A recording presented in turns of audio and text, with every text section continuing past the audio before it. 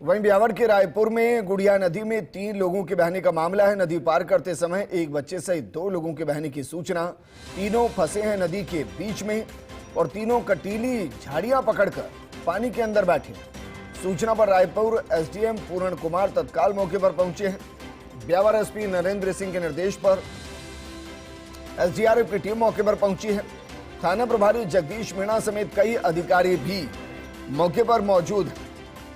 सभी स्वतंत्रता दिवस कार्यक्रम में सम्मिलित होकर वापस लौट रहे थे अपने घर और नदी पार कर एक धाणी में तीनों जा रहे थे। अचानक पानी का वेग बढ़ने से तीनों बह गए। रायपुर थाना प्रभारी जगदीश मीणा ने जानकारी दी है। और सोचिए जरा, देखते ही देखते किस तरीके से बच्चे बह गए। अब इसमें 2 चीजें हैं, एक दुर्भाग्य और एक भाग्य। दुर्भाग्य ये कि बच्चे बह गए और भाग्य ये कि कटीली झाड़ियों में अटक गए। और अब उम्मीद ये है कि क्या उनको बचाया जाएगा, क्या एसडीआरएफ उतनी एक्टिव होगी।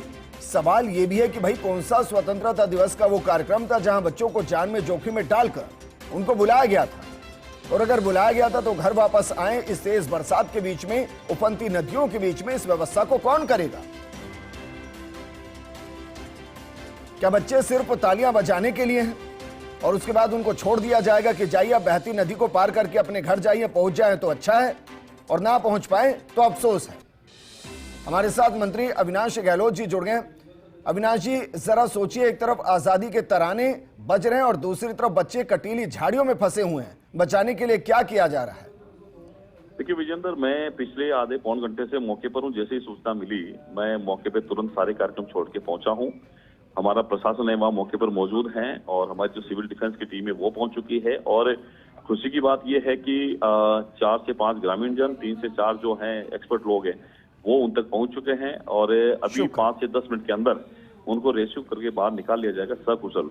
क्योंकि आज हमारे क्षेत्र में बारिश ज्यादा है, अचानक से नदी के बहाव तेज हुआ था जिसके कारण ये लोग 15 अगस्त का कार्यक्रम अपने घर लौट रहे थे और इनके गांव और घर के बीच में नदी है और नदी के बीच में अचानक बहाव था। उसमें से ये लोग बीच में जो अंग्रेजी बबूल है उसको पकड़ के खड़े हो गए। बारिश का बहाव था इसलिए तेज नदी के कारण निकल नहीं पाए। जैसे ही सूचना मिली सब लोग आगे, पूरा गाँव खड़ा है, प्रशासन मुस्तैद है और किसी सूरत में कोई जनानी नहीं होने दी जाएगी और सकुशल को थोड़ी देर में 10 मिनट के अंदर बाहर निकाल लिया जाएगा। अविनाश गहलोत जी, क्योंकि जनहानि होने की तरफ तो बढ़ गए थे अगर कटीली झाड़ियां नहीं होती तो। जी, ये चूंकि नदी है, 4 लोग थे, उसमें से एक जो बच्ची थी वो पानी का बहाव देखकर लौट गई और ये 3 लोग वहां ये सोच के रह गए कि हम थोड़ी देर में निकल जाएंगे। तब तक बीच में से बहाव ज्यादा है तो चूंकि नदियों में झाड़ियां रहती है, अंग्रेजी बबूल रहते हैं, निश्चित ही ये ईश्वर का आशीर्वाद है कि ये लोग सकुशल हैं अभी और खतरे जैसी बात तो नहीं है, लेकिन फिर भी एहतियात बरतने की आवश्यकता है।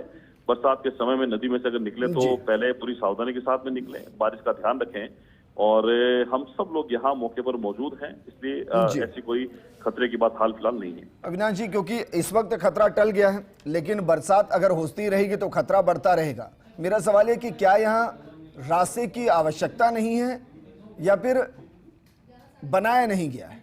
ये नदी है, नदी में रास्ता वैसे तो चलता है लेकिन बारिश के समय ये बहुत कम बार देखने को मिलता है कि नदी में से पानी का इतना बहाव है। क्योंकि सुबह से कल से बारिश यहाँ चल रही है इसलिए पानी का बहाव अचानक से तेज बढ़ा है। आज से पहले कभी कोई खतरा नहीं हुआ है, लेकिन फिर भी आगे से ग्रामीण को ये बोल दिया गया है बारिश के समय में नदी में से नहीं निकलें, कोई जनानी न हो, इसलिए सावधानी अपने को खुद को ही रखनी पड़ेगी। और मैं प्रशासन को धन्यवाद देना चाहूंगा जेतारण के, जो पूरा मौके पर मौजूद है पिछले 1-1.5 घंटे से और पूरी मुस्तैद। बारिश भी लगातार अभी भी जारी है, ऐसा नहीं बारिश रुक रही है, सब लोग भीगे हुए हैं। पूरा गांव कम से कम 500 की संख्या में लोग यहाँ खड़े हैं इनकी सकुशल वापसी के लिए। अविनाश जी, हम आपको भी अप्रिशिएट करेंगे भाई, आप अपनों के बीच में वहां पर हैं। क्या आप आश्वस्त कर पाएंगे कि यहाँ तीनों बच्चे सकुशल हैं?